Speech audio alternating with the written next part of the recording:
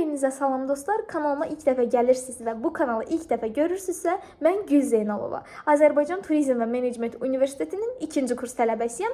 Beynəlxalq münasibətlər ixtisasında təhsil alıram və artıq 2 ildən uzun bir müddətdir ki, YouTube platformasında siz gənclərin maariflənməsi üçün bir-birindən fərqli mövzularda inkişaf, motivasiya və yaxud da ki, təhsil mövzusunda videolar paylaşıram. Bugünkü videomuzda əslində dünən çəkdiyim videonun davamı olaraq nəzərdə tutsaq, analiz videosudur, hansı ki, ikinci şans blok imtahanına gedəcək tələbələrin diqqətində olsun. Çünki bu videomuzda başlıqdan da gördüyünüz kimi ədəbiyyat, həmçinin Azərbaycan dili fənni üzrə imtahana düşə biləcək sual tipləri, həmçinin mövzularının analizini, ehtimallarını sizə bildirəcəyəm. Bu videonu çəkməkdə məqsədim siz gənclərin imtahan öncəsi həm stressini azaltmaq, həm də ki, özü oxuya bilməyən tələbələrə biraz ilham, ürək verməkdir ki, bu mövzuları oxusanız imtahanda həqiqətən də müəyyən bir bal toplaya bilərsiniz və artıra bilərsiniz. Bu videoya baxırsansa, deməli sən də ikinci şans imtahanına hazırlaşırsan və İkinci şans imtahanında əlbəttə ki, balını qaldırmaq istəyirsən, artırmaq istəyirsən və sənə onu demək istəyirəm ki, həqiqətən də əgər əzmlə çalışsan, buna nail olacaqsan. Yeri gəlmişkən i butonuna və yaxud da ki, istəsən kanala keçib baxa bilərsən. Videonu yerləşdirirəm, tarix videosunu. Oradan da, yəni tarix videosunun analizinə də baxa bilərsən. Orada da ətraflı bir şəkildə video paylaşmışam. Əlavə nəsə bir sualın və yaxud da ki, nəsə bir sözün olsa, video fikrin olsa, kommentdə bildirməyi unutmur. Bonus olaraq da WhatsApp kanalımın linkini, motivasiya kanalımın linkini yorumlara qeyd edirəm və açıqlama hissəsinə. Bununla yanaşı PDF kanalımın qrupumun da linkini yerləşdirirəm. Oradan keçib istədiyin bir materialı ala bilərsən, yararlana bilərsən pulsuz şəkildə. Bununla yanaşı son bir şey də qeyd etmək istəyirəm ki, hazırda hazırlıq qruplarım fəaliyyət göstərir. Fərdi və qrup şəklində Azərbaycan dili və ədəbiyyat, həmçinin tarix fənni üzrə. İstəsən ekranda qeyd etdiyim nömrə ilə, şərhdə də qeyd etmişəm, mənimlə əlaqə saxlayıb dərslər haqqında ətraflı məlumat öyrənə bilərsən. Deyəcəyim şeylər bu qədərdir. Kompüterdə mən belə deyək, mövzuların, ötən həftə düşən mövzuların bir-bir analizlərini etmək istəyirəm. Hansı mövzu düşmüşdü, bu dəfə hansı düşə bilər. Həmçinin bununla yanaşı sual tiplərini də sizə bildirəcəm. Gəlin əvvəla situasiyadan danışaq. Yoldaşlar, onu deyim ki, Azərbaycan dili və ədəbiyyat fənni üzrə situasiyanı yazmaq tamamilə sizin özünüzün iradənizdən və öz potensialınızdan asılıdır. Çünki Azərbaycan dili situasiyasında tamamilə hər şey mətn bacarığını formalaşdırmağından ibarətdir ki, buraxılış imtahanında zaten siz 75 balı mətn tapşırıqları üzrə alırsınız. Bu o deməkdir ki, 75 ballıq bir mətn tapşırığına hazırlaşan tələbə, plus 3-cü qrup olan bir tələbə situasiya tapşırığını asanlıqla yerinə yetirə bilər. Çünki situasiya tapşırığı həm 27 bal verir, bir sual 9 bal çərçivəsində qiymətləndirilir. Ümumilikdə 3 sual 27 bal, 27,5 bal verir və bu balı toplamaq sizdən asılıdır. Necə? Çünki burada sizdən hansısa bir xüsusi qrammatika və yaxud da ki, bacarıq tələb olunmur. Sadəcə olaraq bu diqqətli oxu və anlama bacarığından irəli gəlir ki, sən tapşırığı oxuyasan və orada verilən sualı yerinə yetirəsən. Tutaq ki, bir situasiya verilib, birinci sual belədir ki, cümləni pozan sözü seçin. Sən oxumalısan, cümlədə hansı söz qeyri-adidirsə və yaxud da ki, cümlə ilə uyuşmursa, tutuşmursa, o cavabımız olur. Və yaxud da deyir, mətndəki məcazi mənalı sözü həqiqi mənalı sözlə əvəz edin. Bu tipli sualları artıq sən özündən asılıdır, özün tapa bilərsən. Yəni, bunu qeyri-adi bir bacarıq lazım deyil. Yenə deyirəm, Azərbaycan diliniz sıfırdırsa, sadəcə olaraq situasiya tapşırığını diqqətli və rahat bir şəkildə işləyib 27 balınızı oradan ala bilərsiniz. Ədəbiyyatda situasiya nədən ibarətdir? Ədəbiyyat oxuyan tələbə ümumiyyətlə, belə deyək də, buradakı prosesdən xəbərdar olmalıdır ki, böyük ehtimalla ədəbiyyatdan imtahan verir və 3-cü qrupdur. Və müəyyən bir müddət ərzində ən azından 3-cü qrupsansa, böyük ehtimal minimum 1 ildir ki, hazırlaşırsan. Və ədəbiyyatdan əsərlər, şairlər, yazıçılar haqqında məlumatın var. Həmçinin nəzm, nəsr, forma xüsusiyyətləri, bunlar haqqında məlumatın var. Qısaca ədəbiyyat nəzəriyyəsindən. Yoxdursa, İndi gedib ədəbiyyat nəzəriyyəsini sıfırdan təkrarlamağın vaxtıdır. Çünki situasiyada əsasən sizdən nəzəriyyə suallarını istəyir və nəzəriyyəni bilən tələbə situasiyanı 50% işləyə bilər. Necə? Çünki nəzəriyyədə, ədəbiyyat nəzəriyyəsində yüksək ehtimallı suallar nəzəriyyə haqqında olur və bir əsər şeir verir və onu ədəbiyyatda xüsusi bir imtahana düşən əsərlə müqayisə eləyir ki, bunların forma xüsusiyyətlərinə uyğun oxşar cəhəti, fərqli cəhəti yaz. Bu tipli suallar. nəticə olaraq sadəcə nəzəriyyəni təkrarlayıb ədəbiyyatdan situasiyanı doğru yazmaq, 100% doğru yazmaq şansın böyükdür. Ona görə də ədəbiyyatdan nəzəriyyəni təkrarlamadan imtahana qəti şəkildə getmə. Və imtahanda zaten ədəbiyyatdan belə deyək, normal sual 27 dənə sual qalır yerdə, 3 situasiya sualı çıxmaq şərti ilə. Nəzəriyyəni təkrarlayıb 3-4 dənə sualı da düzgün yaza bilərsən. Ona görə də nəzəriyyə ədəbiyyatda vacibdir. Yer gəlmişkən qarışıq danışıram. Siz çalışın ki, özünüz uyğunlaşdırın. Bu situasiya haqqındaydı. Keçid eləyək Azərbaycan dili haqqında sizlərə məlumat verməyə. Azərbaycan dilindən nə düşəcək? Yoldaşlar, sizə əlavə bir təklif olaraq mənim öz qayda kitabımın PDF-ini almağa çağırıram sizi. Əgər istəsəniz əlbəttə ki, qiyməti hər kəsə uyğun olsun deyə blok tələbələrini sadəcə olaraq 5 manat təşkil edir. Yəni qiyməti tutaq ki, deyirəm, nömrəyə yazın, qiyməti öyrənin. Xeyr, elə bir şeyə gərək yoxdur. Nömrəni zaten yorumda qeyd etmişəm, burada qeyd edirəm hətta. İndi unutmasam əlbəttə video montajında. Qiymət 5 manat təşkil edir və burada mən öz ehtimallarımdan irəli gələn qaydaları yazmışam qısa bir şəkildə və imtahana 100% düşən məqamları qeyd etmişəm. İstəsən həmin PDF-i alıb yararlana bilərsən.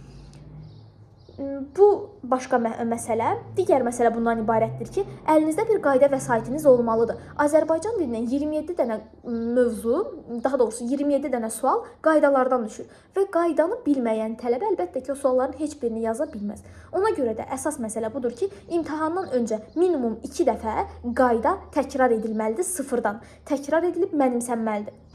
Və Azərbaycan dilindən hazırlaşarkən belə hazırlaşın. Qaydanı oxuyun, test toplusundan sual işləyin. Əgər siz o sualları işləyə bilirsinizsə, sırf bir qayda, tutaq ki, fonetika üzrə heç bir səhviniz çıxmırsa, deməli siz o qaydadan hazırsınız. 2-3 dənə səhviniz çıxırsa, siz fonetikanı bilmirsiniz. Çünki mən öz tələbələrimə də belə öyrədirəm. Əgər bir mövzuda bir səhvi varsa, deməli o tələbə bir neçə səhv varsa, deməli o tələbə o dərsə hazır deyil. Çalışıram ki, o dərsə həmin tələbəni hazırlayım. Sizdən də istəyim, xahişim budur ki, bir mövzunu öyrənin, daha sonra test üzərində tətbiq eləyin. İşləyə bilmirsiniz, deməli o mövzunu bilmirsiniz. Bəlkə mənim fikrimlə razılaşmayanlar olacaq. Əlbəttə ki, hörmət çərçivəsində siz də öz fikirlərinizi yorumlarda bildirə bilərsiniz ki, necə edə bilərik? Bu sualın cavabına suala cavab yaza bilərsiniz. Ümumilikdə mənim Azərbaycan dili haqqında demək istədiklərim bunlardır. Bəs hansı mövzular düşəcək? Azərbaycan dilində təxmini 18 dənə, 19 dənə mövzu var. Yəni başlıqlı şəkildə mövzu var. Bunların hamısı imtahana düşür. Hamısı düşür. Elə bir mövzu yoxdur ki, mən deyim, filan kəs bu mövzu düşməyəcək imtahana, sən yalandan bunu oxuma. Xeyr, hər bir mövzu, xüsusən də blok imtahanında bir sual verir, bir sualın çərçivəsində 3 dənə mövzunu biz müzakirə edirik. Aşağıdakı sözlərdən ahəng qanununa tabe olmayan ismin işləndiyi və xəbər vəzifəsində olan sözü seçin. Bu uşaq orada həm xəbəri görməlidir, həm ismi görməlidir, həm ahəng qanununa tabe olmayan sözü görməlidir. Bu nümunə hətta çox absurd və anidən ağlıma gələn oldu. Məsələn deyirəm, burada səndən 3-4 dənə şeyi soruşur. Buna görə də sən Azərbaycan dilində heç bir qaydanı seçməməlisən və hər birini oxumalısan. İndi deyirsiniz ki, bəs nə edək? Bir ay qalmış, hamısı düşürsə nə edək? 1. Qaydanı sıfırdan təkrarlayırsan. 2. Test toplusundan son 20 sualı, hər başlıqda son 20 sualı, açıq sualları işləyirsən, yoxlayırsan, özün analiz eləyirsən. 3. OTK, 20 sınaq, 9-cu sinif, 11-ci sinif olmaqla və blokun OTK-sını başlayırsan işləməyə. Qrammatikalar əlbəttə ki. İşləyirsən və bu şəkildə sən belə deyək, Azərbaycan dili fənni üzrə həqiqətən deyirəm, tam nəticəni toplaya bilərsən. Onsuz da ki, əgər bunları eləmirsənsə, nəticə toplamağın normal deyil. Yəni, nəticə toplaya bilməzsən. Yaxşı nəticə üçün əlbəttə ki, oxumaq və əmək sərf etmək lazımdır, amma əməyi düzgün sərf etmək lazımdır. Bu qədər. Gəldik indi ədəbiyyat analizinə, izninizlə açım, daha sonra danışım. Yəni, belə deyim ki, nəzəriyyədən 100% 2 sualınız olacaq, hansı ki, bədii təsvir və ifadə vasitələrini tapmaq üçün və bir tiyoda verim sizlərə ki, həmin o bədii təsvir ifadə vasitələrinin sualı sırf test toplusunun özündən düşür. Sadəcə test toplusunu işləyərək 2 dənə sualınıza düzgün cavab tapa bilərsiniz. Ona görə də başlayın, sırf o hissəni əzbərləyəsiniz. Həqiqətən əzbərləyin sualları. Çünki 2 dənə sual nəzəriyyədən düşəcək, bədii təsvir ifadə vasitələrindən və o suallar topludan düşür. Koroğludan, Dədə Qorquddan bir sualınız 100% var. Hansı düşəcək Yəni hər ikisindən düşəcək sual. Amma ki, hansı düşə bilər, onu artıq mən təəssüf ki, deyə bilmərəm. Sadəcə deyə bilərəm ki, Dədə Qorqud Koroğludan düşəcək. Amma sual ehtimalı olaraq oxşar fərqli cəhət Venn diaqramı tipli sual sala bilərlər. Və bunu oxusanız, yəni bu ikisini hazırlasanız, amma çox uzun olduqlarına görə əzbərləyə bilərsinizmi bilmirəm, amma bunları oxuyaraq da bir neçə sualınızda artıq düzgün, doğru yaza bilərsiniz. Sonra Füzulinin Leyli Məcnunu düşüb. Bu dəfə məni candan usandırdı söz. Bu ikisinin fərqli oxşar cəhətləri və yaxud da ki, sırf məni candan usandırdı haqqında bir sual düşməyi 100%dir. Daha sonra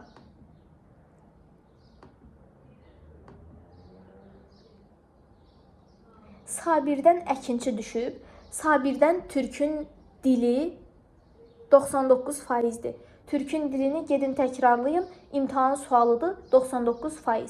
Sonra dərs əsərindən düşüb və dərs əsəri haqqında yanlış fikri soruşur. Balaca əsərlərdən hansı ki Zeynalabdin, Dərs, Talvar, Nurəddin, Bomba, bunların hər birini təkrarlayın. Hər birindən sual var. Bəlkə də deyirsiniz biz onsuz da bunları təkrarlayırıq. Amma sən onları təkrarlayırdın kör-köranə şəkildə. Mən burada sənə deyirəm ki 100% düşəcək. Gedib onu təkrarlasan 100% də düşəndə sənin üçün çox rahat olacaq. Sonra Oqtay Eloğludan düşübdür. Bu dəfə sırf Oqtay Eloğlunun sırf bir sualını salacaqlarını düşünmürəm. Amma onun çərçivəsində yenə oxşar fərqli cəhət bir sual sala bilər. Euler-Venn diaqramında belə bir şey düşünürəm.